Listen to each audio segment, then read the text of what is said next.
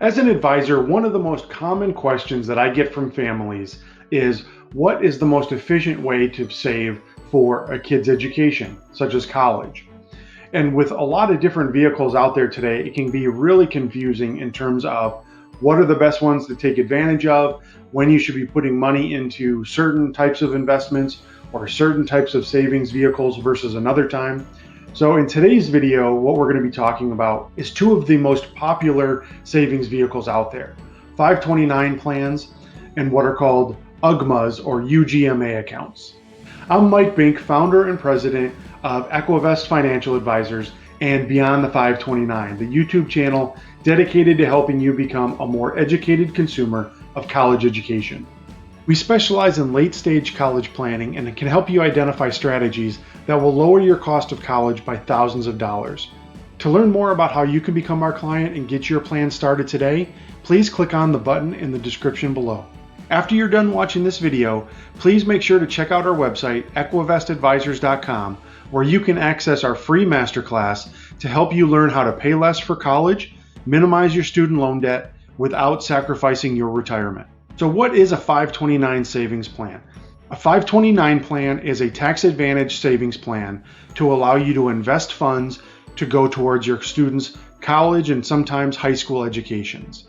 Every state has its own 529 savings plan with different tax advantages and different requirements for being able to join that plan based on citizenship and other rules and requirements. If you're interested in opening a 529 savings plan, please make sure to check out my other videos where I go into more depth on different aspects of 529 plans and what you need to keep in mind if you want to open one up for your student. So what is an UGMA account? An UGMA account simply stands for Uniform Gifts to Minors Act, which is an acronym for the legislation that created these accounts back before 529s primarily existed and were as popular as they are today. So with an UGMA account, again, you can invest money to save for your students' education, similar to the way that you would with a 529 plan, but there are some distinct differences. So with both of these types of accounts, there are some similarities.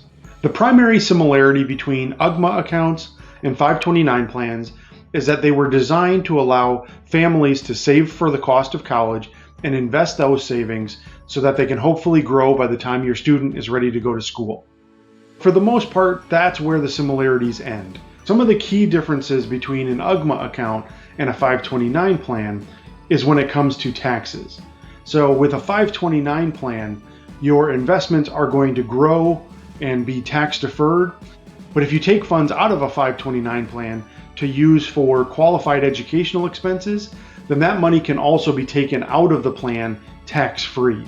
Whereas with an UGMA account, that tax benefit does not exist.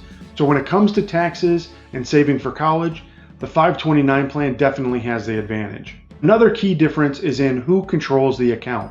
So with a 529 plan, those accounts are actually going to be in a grandparent or a parent's name for benefit of the student. Whereas with an UGMA account, again, it's a gift to minors account, meaning that once that student becomes of legal age, usually 18 or 21, depending upon the state that you live in, then that account essentially becomes owned by the student. So that difference with who controls the account after the student becomes a legal adult is a big consideration to factor in when you're deciding whether or not to go with a 529 or an UGMA account. Another big difference between an UGMA account and a 529 option are the allowable contributions and investment options. So whereas with 529 plans that are set up by the state that you live in, those states are ultimately going to dictate who manages the accounts and what funds are going to be available to you as an investor in those accounts. Whereas with an UGMA account, that's a pretty wide open brokerage account where you can direct the investments as you see fit. So again, depending upon how much control you want, that's where the UGMA versus the 529 plan tends to go in different ways. So the million-dollar question is, which is going to be the best option, a 529 or an UGMA for your family? Well, ultimately, it's going to come down to some of those factors that I talked about today. But if you're looking primarily to save for college and you want that money to be used for education no matter what, the 529 is going to be your best bet. It's going to provide you with the best tax advantages, and the best opportunity to really grow that money for the purpose of paying for either high school or college. On the flip side of things, if you think there's a good chance that your student might not go to college, or that you're going to need to use that money on behalf of your student for some other reason, well, that's really where the UGMA or the custodial account is going to be a better option, because it's going to give you the flexibility that you need to use it for something other than education without getting penalized. Another key consideration to keep in mind when determining which is going to be the best for you is how it factors into your financial aid. A 529 plan is considered a parent asset and is treated a little bit more friendly when it comes to financial aid, whereas the custodial account, once it flips over to become owned by the student, is ultimately going to be their asset, and it's going to be rated at a higher amount towards financial aid than a 529 plan is. If you're looking to set up your own 529 for your students, please make sure to check out my other video, 5 tips for choosing a 529, where I go through the primary things that you need to be aware of when opening up one of those accounts. If you'd like help getting started with one of the account types that we talked about today to start saving for one of your students, or you would just like help developing a college funding strategy to not only save for college, but to lower your costs as much as possible, please make sure to click the link in the description below to learn how you can become our client, and we can help you develop a strategy to master every aspect of paying for college.